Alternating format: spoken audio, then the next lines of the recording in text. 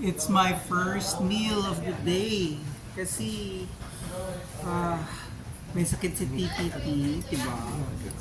Dahil na food poisoning siya at ako. Pero what is so strange is hindi ako nagsuka. Tapos hindi rin ako diarrhea.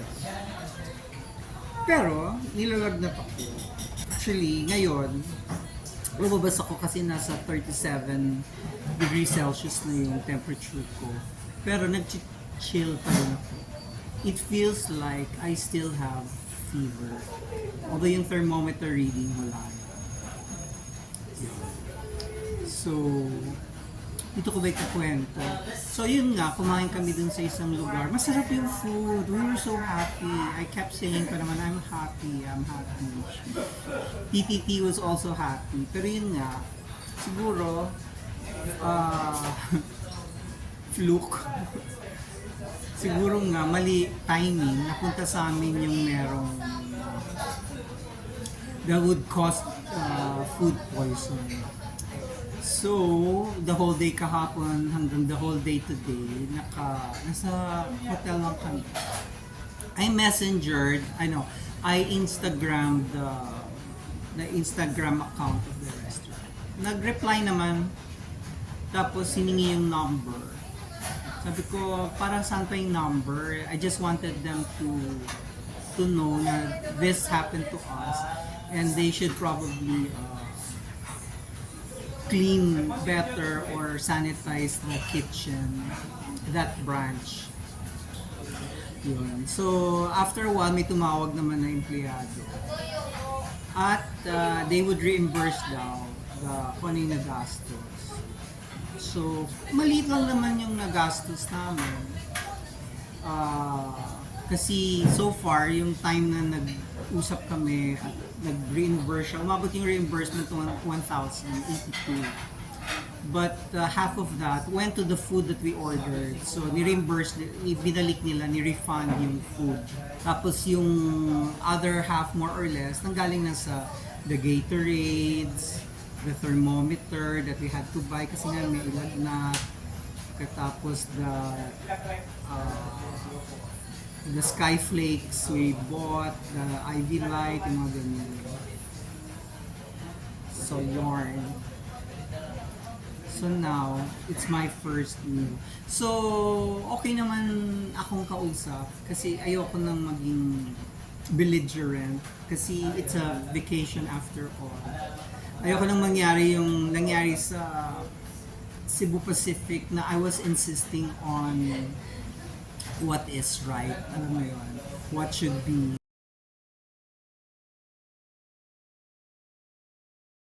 Tapos ang kausap ng call center agent, may quota, may sariling key points, anong mga tawag doon. So hindi na lang ako nag-insist today for the others na i-demand kasi ang reimburse nila is kung may mga medical pa, but how can we go to the medical doctors bawat galaw precarious situation kasi nga may LBM or kung di LBM biglang susuka. Yun. Ang sinabi ko na lang, since we stayed in a budget hotel, kung pwede nilang i-reimburse yung 1,332.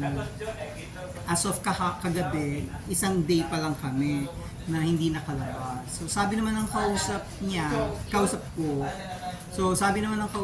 they will only reimburse yung nagastos, yung medications, yung Gatorade, yung ganyan. Kaya ako naman iniisip ko, kasi gusto niya kung gusto daw namin, kasi nag-usap kami uli ngayon, nag-chat kami uli ngayon sa Viber na mas maganda kung tingin sa doktor para kung kailangan reseta, ma-reseta na. Sabi ko, hindi nga pwede kasi nga may LBM. Tapos doon ko lang na-realize na, kung gagawin ko yung suggestion niya, lalaki pa yung bayad, magkano ba ang doktor? Nasa 1,000 plus din. Pag magpa-consult ka, tapos bibigyan ka pa niya ng gamot, baka mahal. Eh, di ba ang food poisoning, you just weather that out until your system flushes out the toxins. Yun.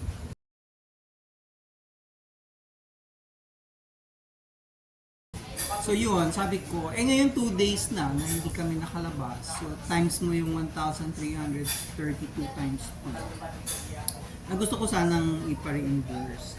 But since, mahina tayo dyan, at ayoko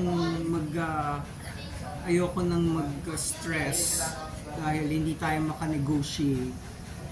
At ang kausap natin tsaka iniisip ko parang, ano ba, baka sila pang nagbayad. Alam mo yun, diba? May mga employers na pag kayo ang may kasalanan ng employees ang nagbabayad. So, I'm not saying na gano'n na nangyari. But the hesitation from the voice of the employee who called me, parang ang dating, kung i-consider yung hotel bills na hindi namin na-enjoy ang Cebu, parang bumagsak yung boses niya na if I insist, alam mo yun, diba? So, may ganun akong feeling na baka silang nagbayad since sila ang may kasalanan. I don't know. I might be wrong. Kasi hindi naman niya sinabing, I cannot promise you that, sir. I will talk to the... Diba? Ganyan-ganyan. Sabi niya, naku sir, ano lang, ganyan. Sabi ko, oh my God. Parang yung sinabi kong sagutin niya yung hotel ko, bumagsak yung boses niya. Tapos sabi ko, oh gosh. Do I want to be right or do I want to be humane? But we're the ones sick. So yun. Buti na lang meron parang mga street food, pero wala ka sa street. It says one-stop street food shop. Pero nasa loob ka ng parking area ng hotel. This is located behind Puente Pension. Hindi kami dyan tumira. Doon kami sa Apple Tree House. Kasi syempre, I'm a budget traveler. Although I used to really stay here at the Puente Pension. Pero nagmahal sila ng 500 or 600, yung cheapest nila. So, lumipat ako, doon kami nagstay sa tapat. Which never ko siyang pinansin all this time that all these times I came to Cebu. Which was, na-discover ko okay siya for a budget travel, for a budget stay, hindi mo ma-feel. Siyempre, if you're the Savoy type, if you're the Raffles and Belmont, diba? Siyempre, hindi mo gusto to. But if you're, yung parang like me lang, this is acceptable. Functional aircon, very clean toilet and bath, clean everything.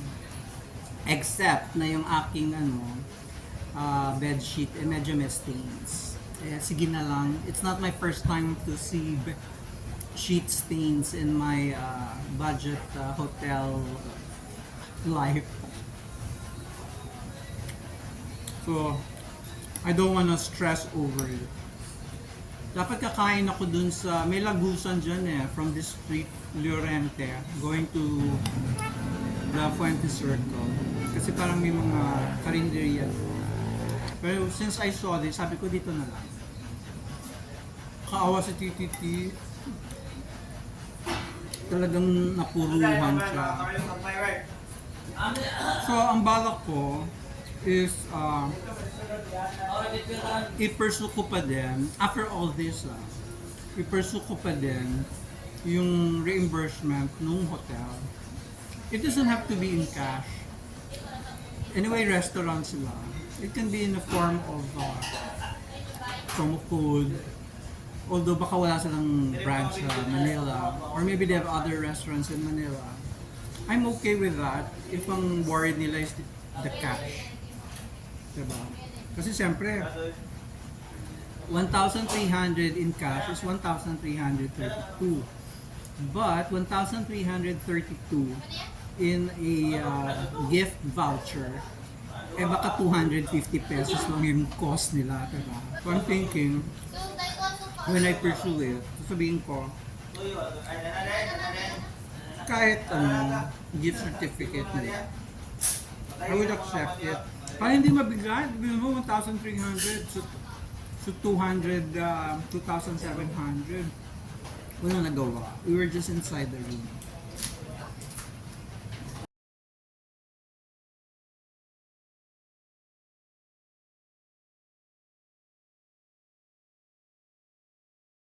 Buti na lang, we could pinpoint the food poisoning to the restaurant.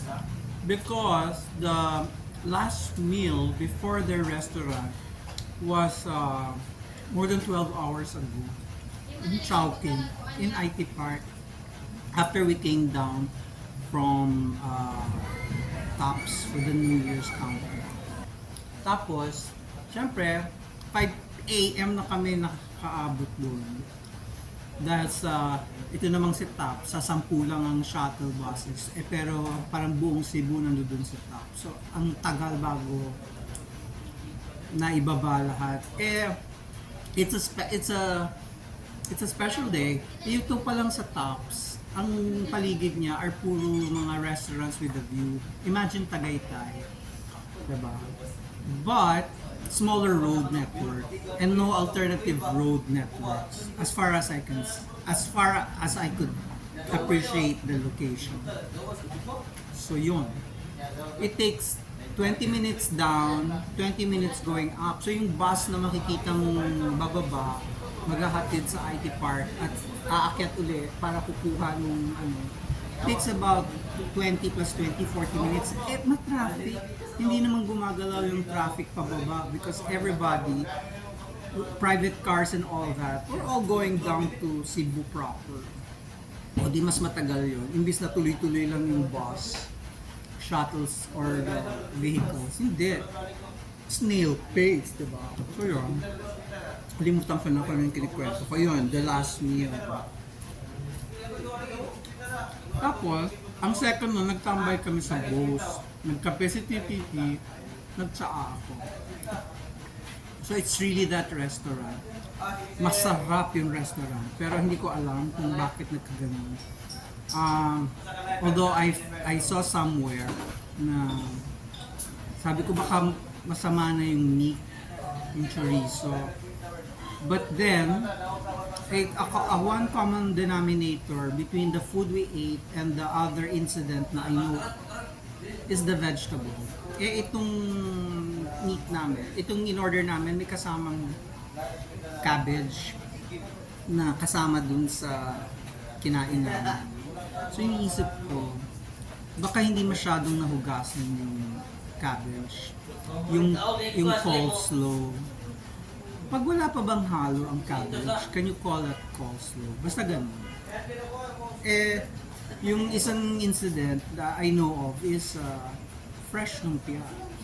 Fresh lumpia, so ibig sabihin fresh yung vegetables and all. Prepared in, saan ba nila prepare? Parang sa bahay pa yan. Pero nagkaroon ng food poisoning effect din. Music ko, maybe it was the cabbage. Sabi, pinapawisan ko. I welcome the pawis. Kasi sa hotel, hindi kami nag-aircon kasi giniginaw kami.